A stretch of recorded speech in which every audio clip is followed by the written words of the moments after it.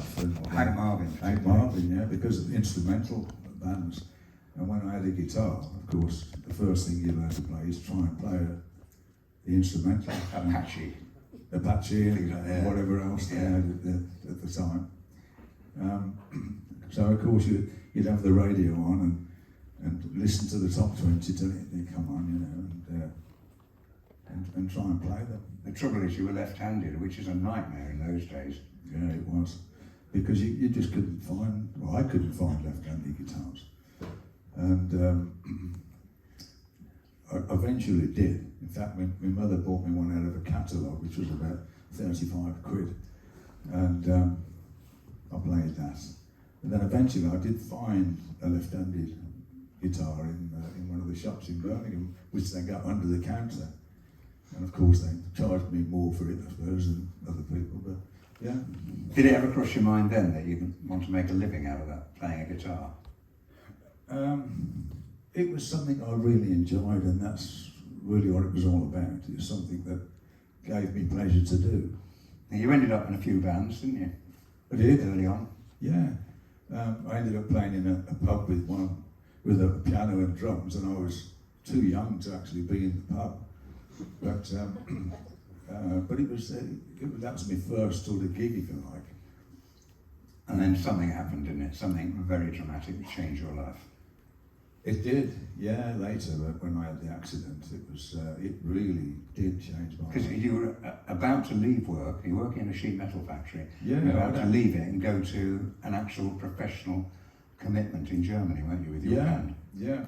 Well, I'd auditioned for this band. It was 2 girl singers and guitar and drums and whatever else. And yeah, it was all going good. And they'd got shows in Germany, which of course I'd never been out of England at that point. So I thought, great. And so then I handed my notice in at work, and I went home on the last day for lunch, and I said to my mother, I'm not going to go back. She went, you go back and finish off the day properly. So sure enough, I went back, and that accident happened, you know. Which was shown quite graphically on the film, wasn't it? Yeah. Yeah. Let's see your fingers then. Yeah. And of course, that's an important hand for a left-handed guitarist. It's the old It's the fret hand. Fret hand, yeah. Yeah. How on earth did you come to terms with that? Because you were just starting what looked like a professional career as a musician. And you must have thought, that's it. Yeah. Everyone told you that's it. Doctors told you. Yeah, I saw a couple of doctors and specialists, and they said, well, you might as well forget it. You won't be playing guitar. And I just couldn't accept it. I just couldn't believe that there must be some way I can do it. And that's what I did. I sort of worked on the idea of making some thimbles. But even with those thimbles that you made out of fairy liquid bottles or something, yeah, it must have hurt. It did hurt, yeah. It really hurt, because the bone was right under the one layer of skin, so it was very painful for a long time. And I came to eventually putting tape around the finger to absorb the pain a bit. And eventually I got used to that, because it's awkward, you know, when you've got 2 blobs of plastic on the end of your finger trying to play. And you still wear thimbles to this day? I still wear thimbles, yeah. And I used to have to put leather on them so they grip the string, because the plastic obviously would just slip off the string. So I had this old rocker jacket that I cut up over the years, and I've still got some now. I've got about that much left. So anyway, obviously that Germany trip didn't happen. You did keep going. You did start sort of playing again properly, and Ozzy came along. Yes, he did. Try and sound a bit more enthusiastic. Well, I knew Ozzy from school, because we were both at the same school together, and he was a year younger than me, a level younger. And Bill and I were in a band before Sabbath, and we lived up in Carlisle, and that band broke up, and Bill and I came back, and we said, we've got to try and find a singer. So we went up to the music shop and then saw adverts, and we saw this advert, Ozzy Zig requires gig. I said to Bill, I know an Ozzy, but it can't be him. Because I never knew he'd sang, I never really knew him. I just knew him from school, and he was a nuisance at school. So anyway, we go round to his house and knocked on the door, and his mum answered the door and said, well, we've come about the advert. She went, oh, John, it's for you. And they got like this long hallway, and Bill and I were standing outside, and I saw him walking up, and I said to Bill, forget it. I said, I know him. He said, what's wrong? I said, I'll tell you later. So that's how it sort of started, really. And anyway, we talked to him for a bit and then left. And I told Bill, I know him from school and whatnot. As far as I knew, he couldn't sing. I've never heard him sing. And a few days later, he came round to my house, Ozzy, with Geezer, because he was in a band with Geezer, the bass player. And my parents had a shop at that point, and they came round to the shop and asked for me, and I came out, and they said, well, we're looking for a drummer. I said, well, I know a drummer, Bill. And Bill said, I'm not interested, I'm not going to do it without you. So that's basically how it all started, and we got a rehearsal together, and it was awful. I mean, it just sounded horrible. Because Bill and I were in a band of Carlisle, and we got sort of pretty good. And were you playing covers mostly? We were playing covers and blues stuff and whatever. And the bass player at that time was from, remember, Peter and Gordon? Yeah, well, it was from him, and we joined him. And so we were up there for quite a while. So after we got fairly good and used to each other, to come back and start again. And Geezer had never played bass in his life. He was a guitar player, rhythm guitar player. So you can imagine the mess really. He didn't have a bass, so he's trying to play the regular guitar tuned down, and it was just a row. And you were called Earth then, were you? Well, we weren't called anything at that time. Well, you might have been, you just didn't know. yeah, rubbish was it. and that's sort of how it started. And Bill and I talked about it. I says, oh God, Bill, what's going on? And we decided to give it a few more goes and get it, And it got better and better. And Ozzy was singing, we were doing all blues stuff then. And that was it really. That was the embryonic part. Yeah. But then you cleared off for a while, didn't you? Jethro Tull.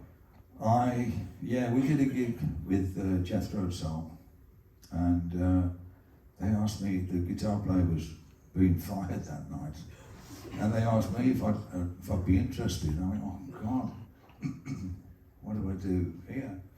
And were they quite successful at that stage? They were, quite high profile. They were more successful than us at the time. And so basically, in the van, driving back, because I used to drive the van as well. You were the only one who could drive, weren't you? Right? Were you the only one who could drive? Yeah. So I'd be driving most of the time, and they'd be asleep. So we got in the van, and I said, I've got something to tell you. They've asked me if I'd be interested in joining them. And they went, oh, you should go for it. I went, oh, thanks. So that's sort of how it started. And then their office, Jethro Tull's office, got in touch with me. And I went down to London, and I felt really, bad about it, really. And I said to Geezer, do you want to come down to London with me? And we stayed at a friend's house, Alvin Lee. We stayed at 10 Years After. He's in a band called 10 Years After. And we stayed at his house for a bit. And then we'd be taken down to the rehearsal. And Geezer would sit at the back of the rehearsal room while I'm rehearsing with Jethro Tull. And I just felt so horrible about it. And the thing that clinched it for me about not staying with them is that they weren't a band. It was like Ian and the band. And we went for lunch, and it was rehearsal at 9 o'clock in the morning. I'd never heard of 9 o'clock in the morning. And so they'd start at 9 o'clock in the morning, and then lunchtime, 12 o'clock, stop, break, an hour break, and start again after. So they go round to this cafe, and I went round, and not really knowing them, and I sat on a table with Ian, and the others are going, no, Really? yeah. And I thought, what's the matter with them, you know? And afterwards they went, oh no, Ian likes to be by himself, you shouldn't sit with Ian. I went, oh God. So that really was, for me, was... Yeah, but you made a film, didn't you? I did the strange film. Yeah, because Ian said, well, would you, and when I said, it's not for me, I'm going to leave. And he said, well, why don't you just give it a bit longer? I said, no, I don't feel it's right for me. And he said, well, we've got a film coming up, the Rolling Stones Rock and Roll Circus. Would you play on that? Would you be on that with us? Because we can't find anybody else that quick. So I said, well, okay, I'll do that and go afterwards. So that's what I did. And that's where I met everybody then who was like, John Lennon, and who were all in the film. Eric Clapton and loads of people at The Who. And we were sharing the dressing room with The Who. And for me, I didn't know any of these people beforehand, and it was really strange to be suddenly in this film, So anyway, back you went to Birmingham, decided to go back. Yeah. And from out of nowhere, well, actually, Black Sabbath, didn't it? I called Geezer and I when we were in London. I said to Geezer, I'm not going to. He went, oh, great. And we contacted the others and said, look, let's get it back together again. If you really get down and work hard, we can do it, And that was my thing, I think. So you've got to take it seriously, discipline, yeah. So I tried to get them to work at 9 o'clock in the morning. I tried all the same things they were doing, you see. And of course, he got no chance with Geezer because he couldn't get up in the morning. And of course, I used to drive the van, so I'd go around to his house to pick him up.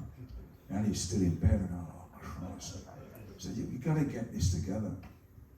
And eventually, they did. And that made us work, because they realised I could have gone with Jethro Tull, but I didn't, and I've come back to the band, and with that they took it seriously. Slowly but surely, your distinctive sound emerged, much of it to do with your fingers. Well, yes, that's a part of it, because it made me play in a different way, because I couldn't play the way I could. There are certain chords you can't play. I can't play, no. And not being able to feel the strings is really strange, and even to this day, it's weird. But I had to come up with a way to make the sound big with what I've got. Without hurting. Well, I mean, it would hurt, but I had to create a sound from the amplifiers and boosting the signal. I got into more technology at that time. And but yeah, and created a sound that I liked and everybody else liked. You slackened the strings, didn't you? So they weren't so tight. I did later, not on the first album I didn't. But it was regular tuning on the first album, I think. And Paranoid album, I think it was as well. But I used thinner strings. I came up with a gauge. I made my own gauge because you couldn't buy that gauge of string in them days. And so I made my own setup out of banjo strings and other strings. But I did approach different companies later to see if they'd make strings. And they went, oh, you can't do that. That's not going to work. I said, well, it does work because I use them. Oh. And eventually I got a company called Picasso from, I think they were in Wales. And they made me the first ever set of light gauge strings. And of course, years later, then companies start catching on to it, as it, like with everything really. But yeah, I had to really concentrate on making it easy for me. And you talked about the first album, and that was regarded as the first ever true heavy metal album. Yeah. And Well, at that time when we did that, I mean, everybody thought we'd gone mad. well, you recorded it in one day. In one day, yeah. We recorded it in one day. I mean, that is unheard of now. Yeah, It takes months and months. Months, yeah, months. You see, you went to London to do that, We went to London, yeah, Regent Sound, little studio there. and all numbers that you'd written. Yes, Mm. and Geezer had done all the lyrics and worked with Ozzy. Ozzy done the melodies. And yeah, we went in and recorded it. And we actually had 2 days there in the studio. We recorded it in the one day, and the second day we were going to Germany. We were off to get the boat. For 20 quid. Probably was 20 quid, yeah. But you know, for us in them days, it wasn't the money. It was, we liked what we were doing and we enjoyed it. But it was a barrier we had to break, because what we were playing was something that was very different in them days, and it was hard, you know, to be accepted. But your sound was already sort of dark, obviously, and you changed your name to Black Sabbath. Where did you actually find the name Black Sabbath? Well, why we changed the name to Black Sabbath for a start was we were called Earth, and we came back from Europe and we got this gig in I can't remember, it was London, whatever it was, and we didn't know there's another band called Earth, and they were a pop band. So we turned up at this place, and the guy had heavy bow ties on and everything, and we were really scruffy, and we said, we're the band, come in. Oh, we really like your new record. Oh, thanks. We haven't done a record. I did. And anyway, we found out later, of course, we got on stage, and oh man, we died of death, absolutely died of death. And so we said, that's it, we're going to change the name, we're going to change the name to something nobody's going to have. And Geezer said, oh, Black Sabbath. I went, oh yeah, that's a good title. So that's what it was, and of course we done the first track, Black Sabbath, and called it that. And something that I love is that actual song, Black Sabbath, Yeah. the start of it. So you've got bells, storm, and then that chord, the tritone. Tritone. That is just something else. Evil.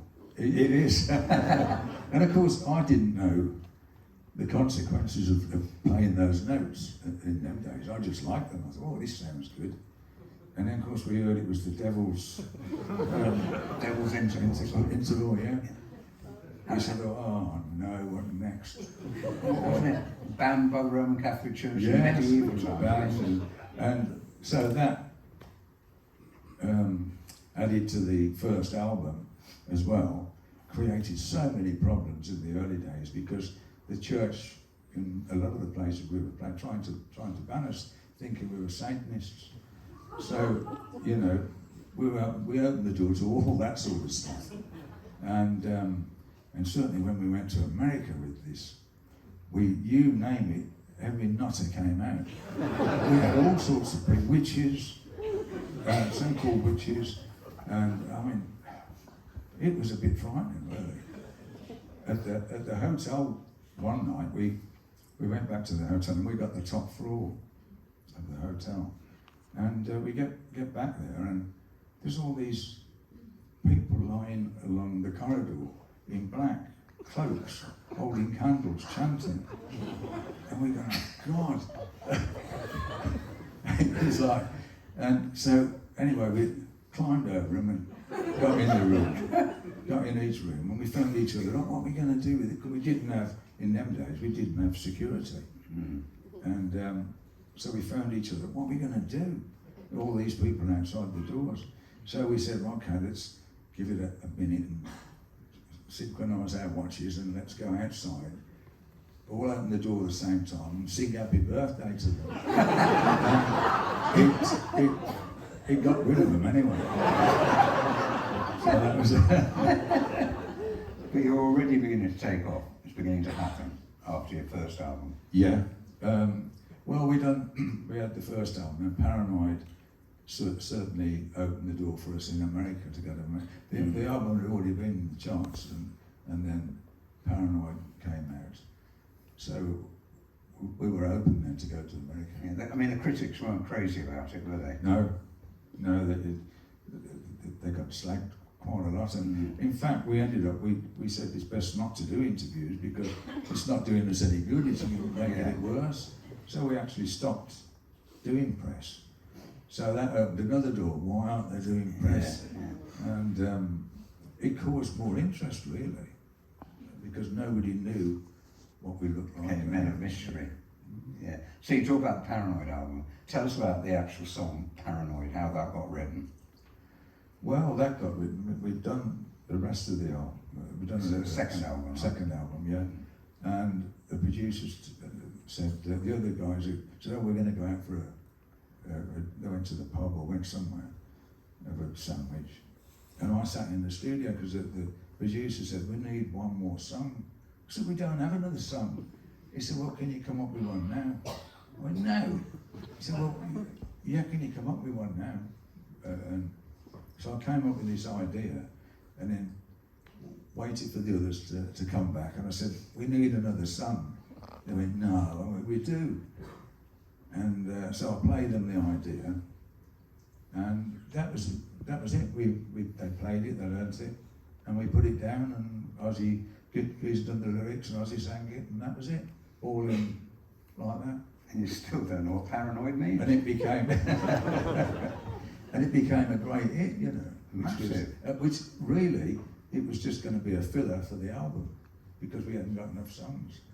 And that became the one. That's the most associated with Black Sabbath to this day, isn't it? Because it was a single and it was on top of the pops and all the rest of the rubbish that was about at that time.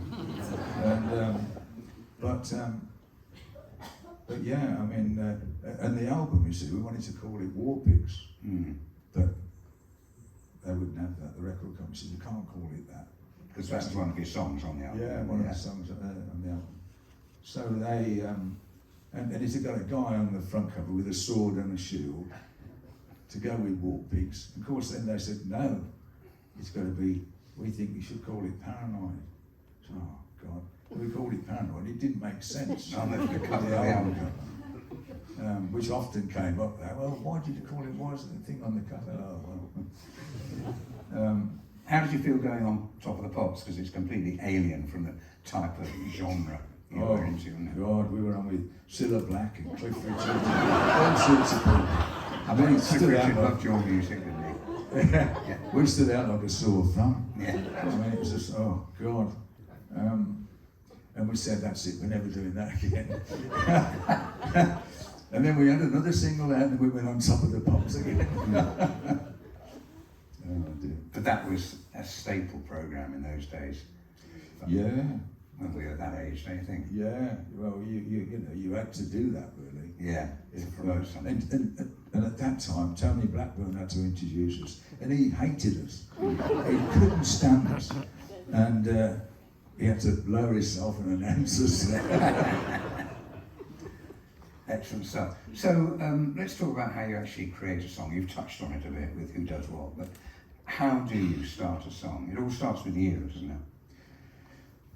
Yeah, generally. I mean, Geezer also came up with ideas, but it's mainly me, and they'd sort of wait till I come up with a riff, which is...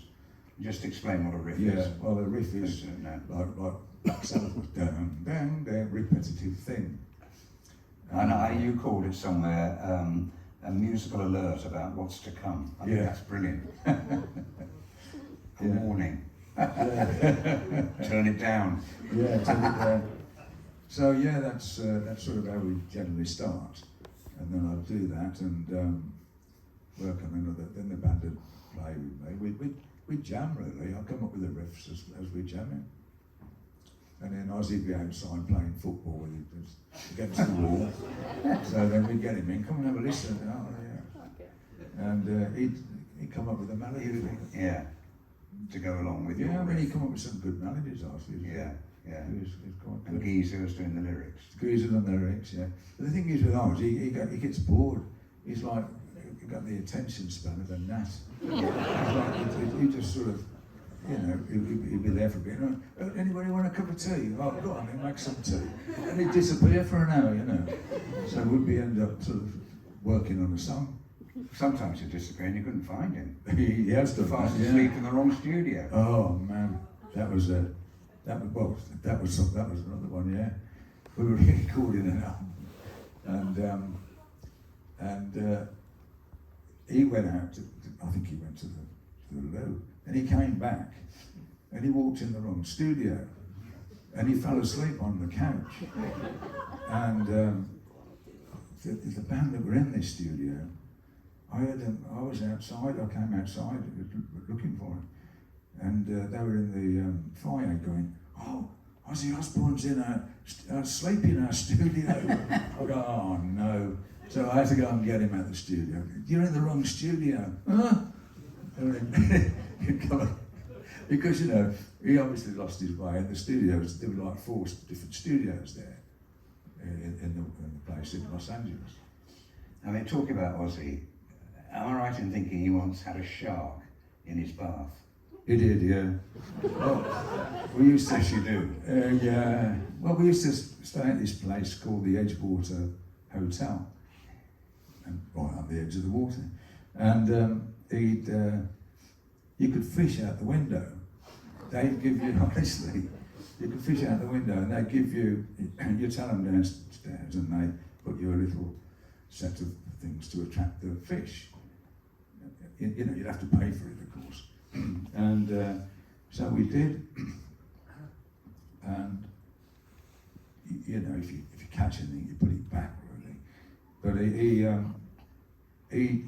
we were going. I think we were going to the gig, and he put his line out and attached it to the lamp in the room, standing. And so he came back, and of course the standard lamp had gone. So it was all hanging off. So anyway, they got him in and got the rod in and got this shark up. And he filled the bath and put it in the bath. And of course, the shark was as long as the bath. And the shark needs to move to breathe. Yeah. So he put it in this bath to keep it there. And of course, it died. So I mean, you know, oh. So I mean, what do you say? Now, amongst all this heavy metal stuff, and really sort of niche music, loud and brash, all that sort of thing, how did you end up doing a choral work for Birmingham Cathedral? Well, first of all, I was asked if I'd write something for the. But what made them ask you? With all thanks to that. You're not an obvious choice, are you? Well, I have done instrumentals, like sort of quieter stuff. But it was Mike Ollie actually who asked me to meet up with the Dean of Birmingham, or the Very Reverend. And so I did. I'm sitting in this pub with the Very Reverend, and a fan came in and looked, see me sitting there with the vicar. So anyway, we decided I was going to write something for them, and I thought I can't write anything heavy, and you know, so I'd have to write something sort of melodic and soft, and that's what I did, and we had the choir singing on it, and yeah, it was good. Talking about melodic, Changes is a complete contrast to everything else. That song, Changes, which did really well for you, didn't it? It did. And how did that come about? We were staying in Los Angeles at the time, and we rented a house out there in Beverly Hills, and they had a ballroom there, and in the ballroom was a piano, and I started to learn the piano because I played accordion, so I thought, well, I've never played the piano, and I just come up with this idea of changes, and we ended up playing it. Ozzy came in and went, "Oh, what's that?" I said, "Oh, I don't know." And he started singing something over it. And then Geezer came in, and we ended up making it into a song. A number one. Yeah, got to number one. Got an award for it. Yeah, and then of course when we were recording it, Rick Wakeman came in the studio and oh no. One of the greatest pianists Oh, around. and he went, "Who's playing the piano?" I went, "Oh." I said, "I am." He went, "Oh no, I like it." I went, "Oh, liar." Who do you most admire in the business? A guitarist, who would you say is the greatest for you? I don't know who's the greatest these days. There's so many very, very good guitar players, you know, that's very technically brilliant. But I still go for the more older style of playing, like with the more feeling and coming from the soul, as opposed to the fastest note you can do or the fastest lick. So that's. But I wouldn't know who's to pick really. I know you're a close friend of Brian May. Well, Brian May, of course. Didn't he try and get you up on the roof of the palace He did. for the Queen's Jubilee, Golden Jubilee? Oh God, that was really.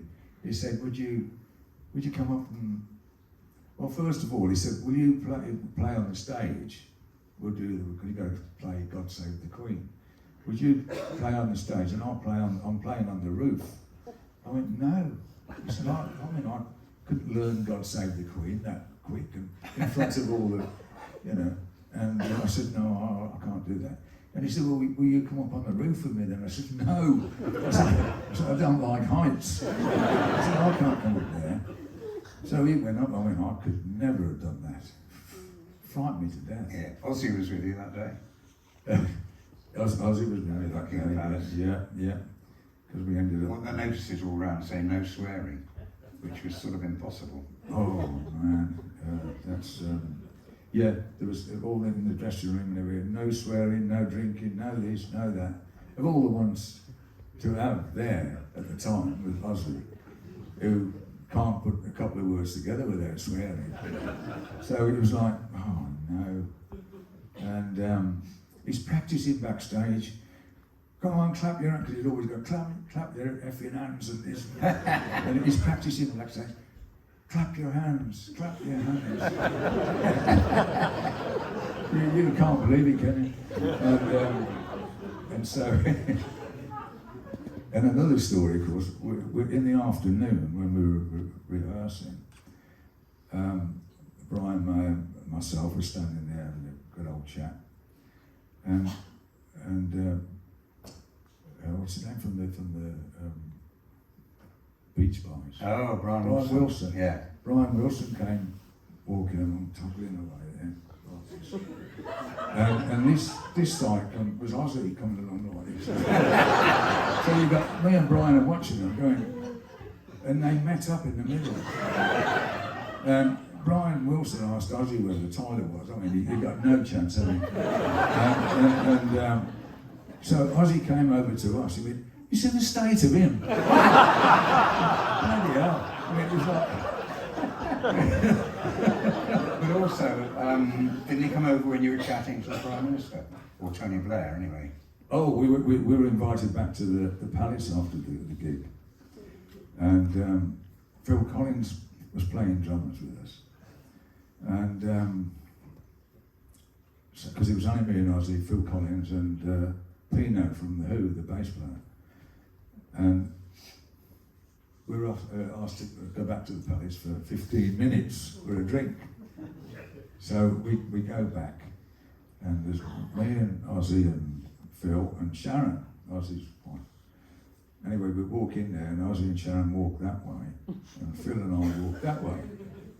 And Tony Blair came over to me and went, "Oh, Tony, I'm a big fan. I've got all the early albums, and he plays guitar." I went, "Oh, great. Can I introduce you to my wife, Sherry?" Okay. And then I saw Prince Charles making a beeline for Ozzy. I thought, "Oh, no." And there was his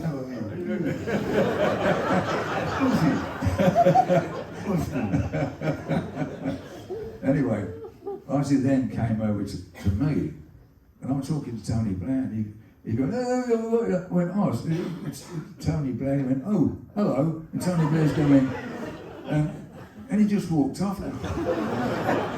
And I said, I'm sorry, he's always like that. Oh. We're going to have to wrap in a second, but I must just ask you about the Commonwealth Games. What an experience that was for you. Yeah. And indeed, Ozzy. Yeah, well, I'd done the opening of the Commonwealth Games with the orchestra and whatnot, and that was great. And I thought, once that's done, that's it now. God, I can relax.